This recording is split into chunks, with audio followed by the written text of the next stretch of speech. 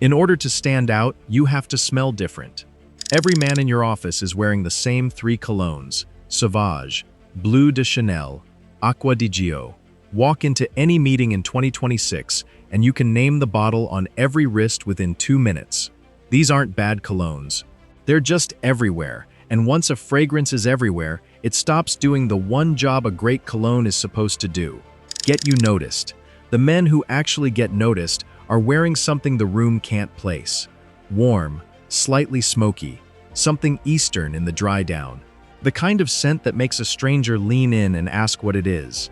And the secret most of them never share is this: the cologne they're wearing was made in Dubai, or Sharjah, or Riyadh, and it cost them $35. 5 Arab colognes are quietly replacing the entire French luxury industry. The men who figured this out first are collecting compliments, while everyone else is still buying what the department store told them to buy. Let's start with the bottle that broke the entire system. The quiet truth about where cologne actually comes from. Walk into any luxury fragrance boutique in Paris, New York, or Tokyo. The bottle in your hand says, "Made in France." The brand is French. The advertising is French. The price is European luxury. The raw materials are not. The oud in your Tom Ford tobacco oud was harvested in Indonesia, distilled in Cambodia, traded through Dubai. The saffron in your Baccarat Rouge 540 came from a field outside Mashhad in Iran. The agarwood in your Initio Ode for Greatness came from a forest in Vietnam, processed by Arab traders who have been refining attar, concentrated oil perfume, for over 1,000 years. Perfume started in the Middle East. Not France. The French House of Grasse learned the trade from Arab traders during the Crusades. The technique of capturing flower essence in oil is documented in Arab texts from the 9th century, more than 600 years before Catherine de' Medici brought Italian perfumery to the French court. The Middle East never stopped making perfume. They just stopped marketing it to the West. Houses like Lattafa in Sharjah, Armaf in Dubai, Al Haramain in Riyadh, and Afnan in Ajman have been refining the same craft for generations, using the same Grasse and Mumbai suppliers that ship to Creed, Tom Ford, and Parfums de Marly. The difference is what gets cut from the price. A French luxury cologne at $400 has to pay for the Madison Avenue rent, the celebrity face, the runway show in Milan, the 30-page Vogue spread, the boutique on Champs-Élysées with marble floors. By the time the bottle reaches you, less than $20 of that price went to the actual perfume. The Arab houses skip all of it. They sell direct. They use the same suppliers. They price the bottle based on what's inside it. And the bottle inside? In a blind smell test, indistinguishable. That's the part the Western fragrance industry has spent decades hoping you'd never find out. Here are the 5 Arab colognes that prove it. Number 5. Lattafa Yara Candy. The cherry almond vanilla scent that has the entire fragrance community quietly switching teams. Tom Ford released Lost Cherry in 2018. Sugary Morello cherry up top, almond and tonka bean in the middle, a creamy sandalwood and amber base. It launched at $325 for 50 milliliters and became one of Tom Ford's most copied scents of the decade. Influencers wore it. The bottle showed up in every gift guide. The wait list at Tom Ford counters stretched into months. Lattafa released Yara Candy 3 years later in the Sharjah workshop. Same opening, bright cherry, soft almond. Same heart, tonka bean and creamy musk. Same dry down, vanilla and warm sandalwood pulling through the next 8 hours of wear. Retail $45 for 100 milliliters, twice the bottle, less than a sixth of the price. A man wearing Yara Candy to a dinner is wearing exactly the same scent profile as the man wearing Lost Cherry to the next table. The room cannot tell them apart. The wallet difference is $280. The compliments are identical. For the man who wants the warm gourmand cherry profile without the $325 receipt, Yara Candy is the easiest entry point on this list. Number 4. Armaf Club de Nuit Intense Man. The cologne that started the entire modern dupe movement. Creed Aventus was launched in 2010 to commemorate the brand's 250th anniversary.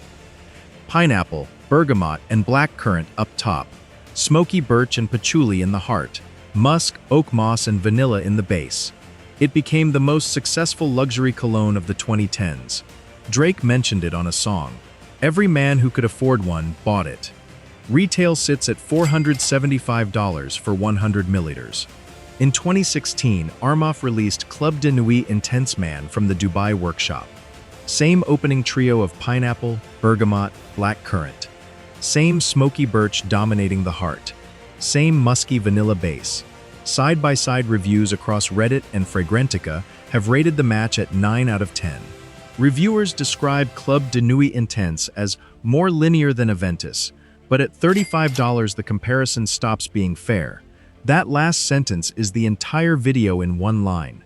A man wearing Club de Nuit Intense to a wedding gets the same compliments as the man wearing Aventus, while keeping $440 in his pocket. The compliment is real. The savings are real. The only thing missing from the experience is the Creed bottle on the dresser, which the room never sees anyway. Number 3.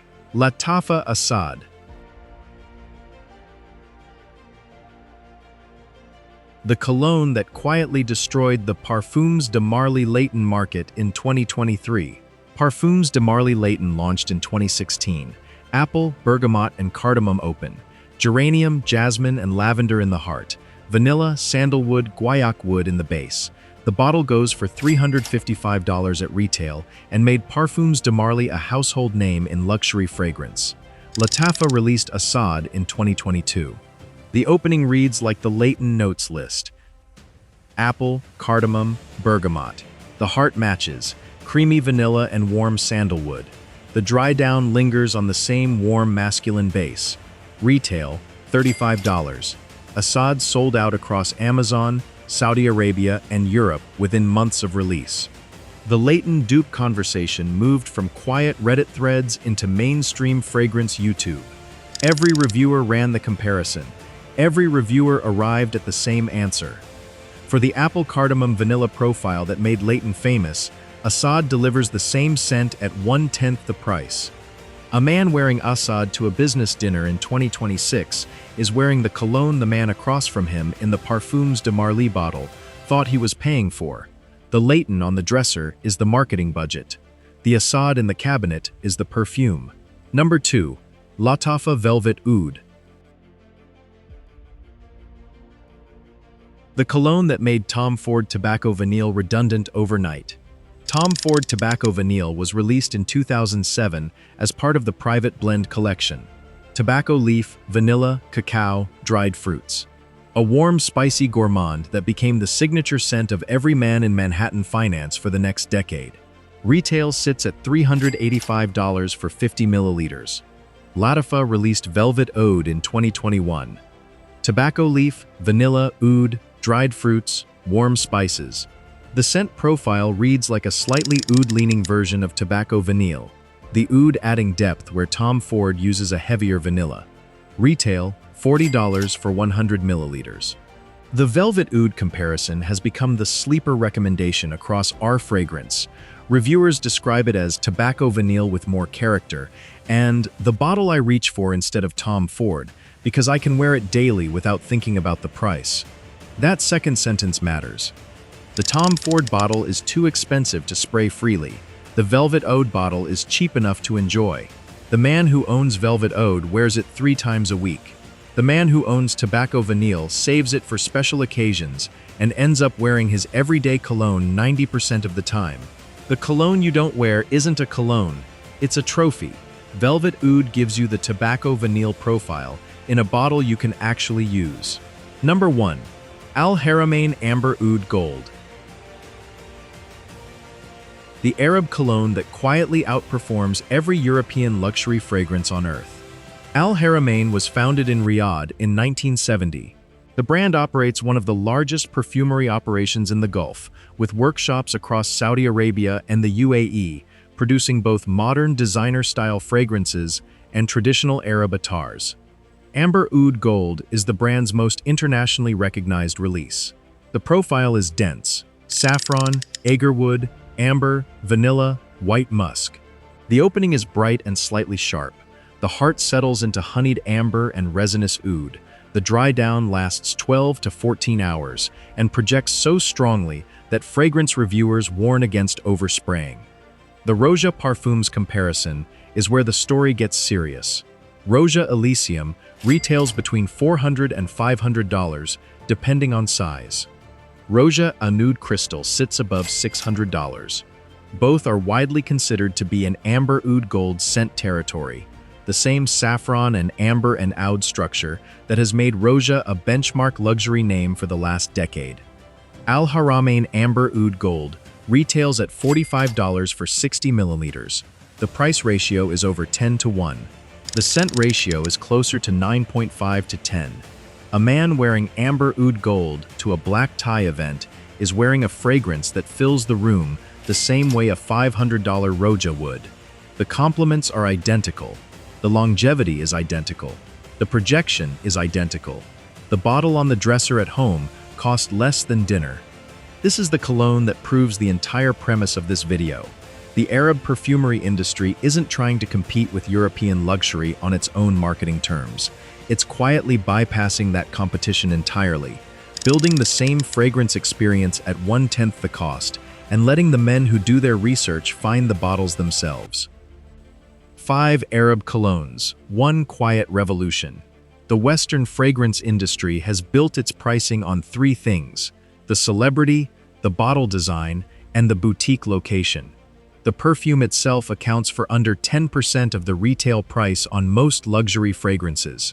The other 90% pays for the marketing apparatus that convinces you the bottle in your hand is worth what's printed on the price tag. The Arab houses skip the marketing apparatus.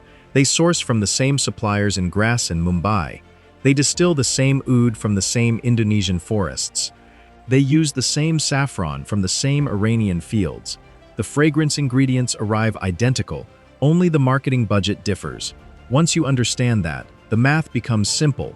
The $400 bottle and the $40 bottle smell almost identical because they share most of their raw materials. The $360 difference is what you're paying for everything that has nothing to do with how the cologne actually smells. The men who figured this out first are wearing Kamra and Asad and amber oud gold to weddings and meetings and dinners. They're collecting the same compliments the Creed and Tom Ford buyers collect. They're keeping $400 in their pocket each time. Most men will never know about these bottles because the Western fragrance industry has spent decades making sure they don't have to. The reviewers get paid by the houses. The department stores stock what their distributors push. The Sephora wall doesn't carry Lattafa. You found this video. You know now. What you do with the information is up to you.